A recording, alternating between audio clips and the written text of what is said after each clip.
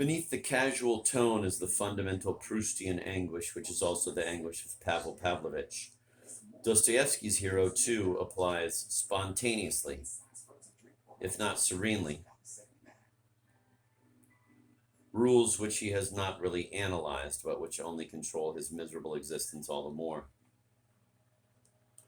Triangular desire is one. We can start with Don Quixote and end with Pavel Pavlovich, or we can begin with Tristan und Isolde, as Denis de Rougemont does in Love in the Western World, and quickly reach that, quote, psychology of jealousy, end of quote, which pervades our analyses.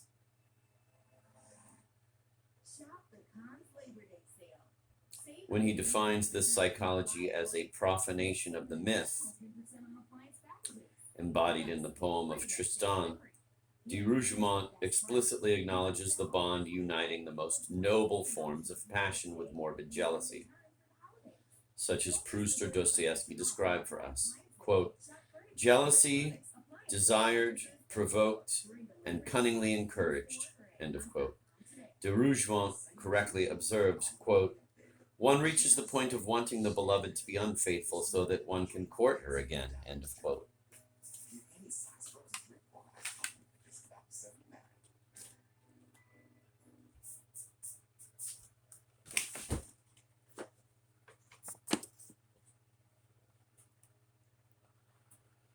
Such is, or very close to it, the desire of Pavel Pavlovich. The eternal husband cannot do without jealousy. Trusting our analyses in the testimony of de Rougemont, we shall now see behind all forms of triangular desire the same diabolic trap into which the hero slowly sinks.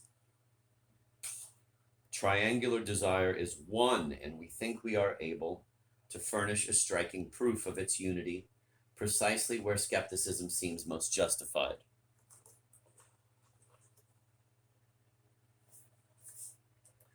The two extremes of desire, one illustrated by Cervantes, the other by Dostoevsky, seem the hardest to incorporate in the same structure.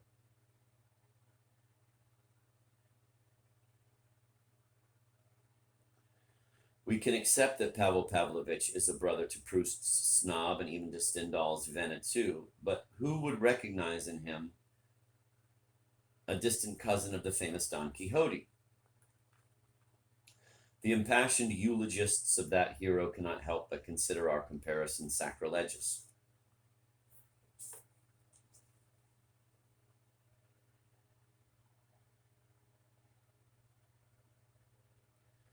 For them, Don Quixote lives only on the summits. How could the creator of this sublime being have an inkling of the swamps in which the eternal husband wallows?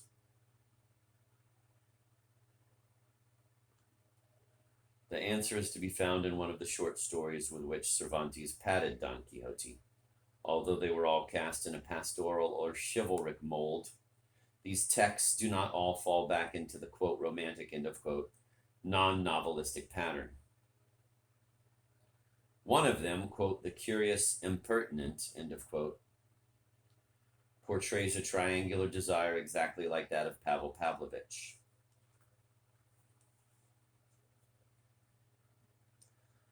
Anselmo has just married the pretty young Camilla. The marriage was arranged with the help of Lothario, a very dear friend of the happy husband. Sometime after the wedding, Anselmo makes a curious request to Lothario.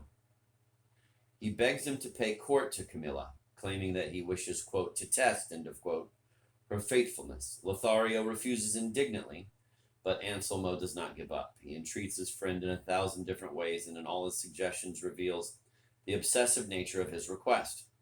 For a long time, Lothario manages to put him off and finally pretends to accept in order to put him at ease. Anselmo arranges for the two young people to be alone together. He leaves on a journey, returns without warning, bitterly reproaches Lothario for not taking his role seriously. In short, his behavior is so mad that he finally drives Lothario and Camilla into each other's arms. Learning that he has been betrayed, Anselmo kills himself in despair.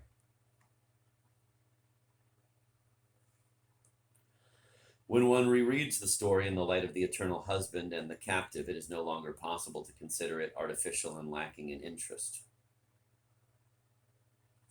Dostoevsky and Proust enable us to dig down to its true meaning. Quote, "The curious impertinent," end of quote, is Cervantes' eternal husband.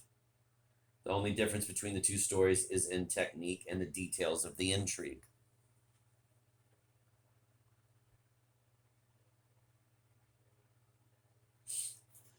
Pavel Pavlovich entices Velchaninoff to his fiance's house. Anselmo asks Lothario to pay court to his wife. In both cases, only the prestige of the mediator can certify the excellence of a sexual choice. Cervantes, at the beginning of his story, describes at length the friendship between the two protagonists. Anselmo's high opinion of Lothario and the role of go-between which Lothario played with the two families on the occasion of the marriage.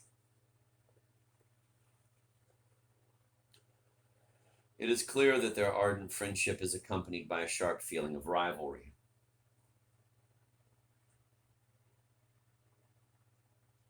But this rivalry remains in the shadows. In the eternal husband, the other side of the triangular feeling remains hidden. The hatred of the betrayed husband is obvious. We gradually guess at the admiration which this hatred hides. Pavel Pavlovich asks Velchaninoff to choose the jewel he will give to his fiancée because to him, Velchaninoff enjoys immense sexual prestige. In both stories, the hero seems to offer the beloved wife freely to the mediator, as a believer would offer a sacrifice to his God. But the believer offers the object in order that the God might enjoy it, whereas the hero of internal mediation offers his sacrifice to the God in order that he might not enjoy it. He pushes the loved woman into the mediator's arms in order to arouse his desire and then triumph over the rival desire. He does not desire in his mediator, but rather against him.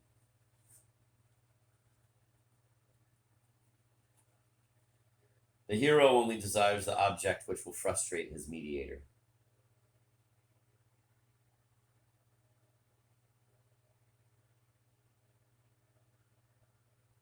Ultimately, all that interests him is a decisive victory over his insolent mediator. Anselmo and Pavel Pavlovich are driven by sexual pride, and it is this pride which plunges them into the most humiliating defeats. The curious impertinent and the eternal husband suggest a non-romantic interpretation of Don Juan. Anselmo and Pavel Pavlovich are the very opposite of the prattling, conceited, Promethean fops with which our century abounds. Pride creates Don Juan, and it is pride which sooner or later makes us a slave to someone else.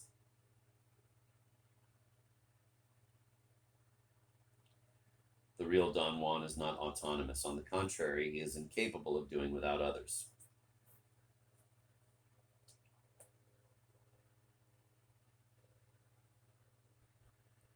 This truth is not apparent today, but it can be seen in some of Shakespeare's seducers and in Moliere's Don Juan.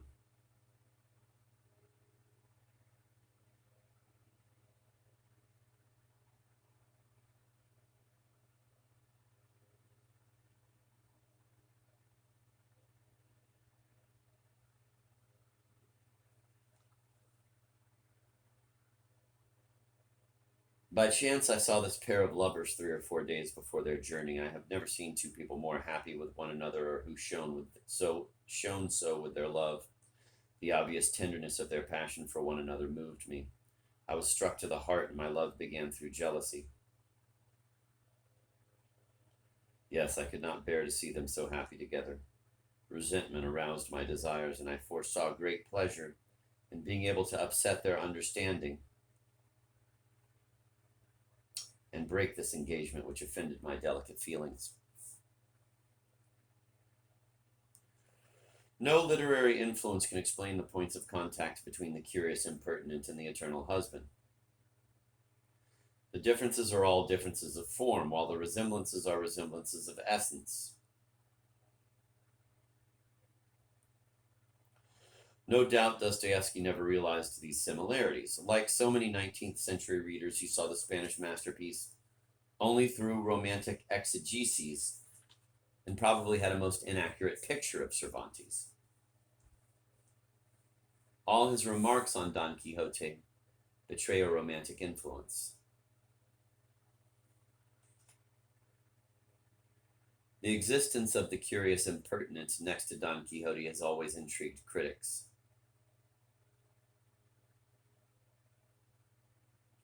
The question arises of whether the short story is compatible with the novel. The unity of the masterpiece seems somewhat compromised.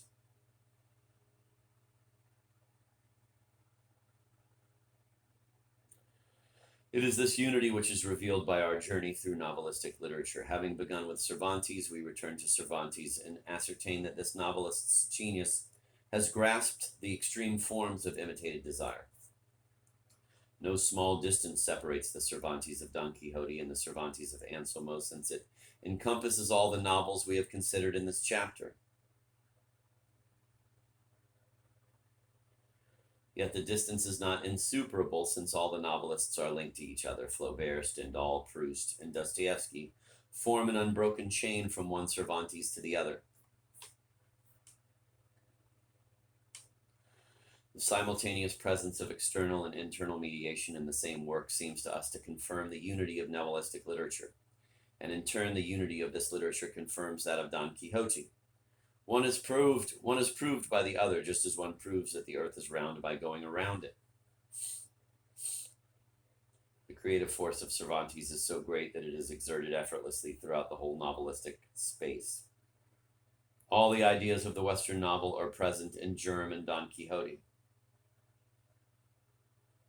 And the idea of these ideas, the idea whose central role is constantly being confirmed, the basic idea from which one can rediscover everything, is triangular desire. And triangular desire is the basis of the theory of the novelistic novel, for which this first chapter serves as an introduction.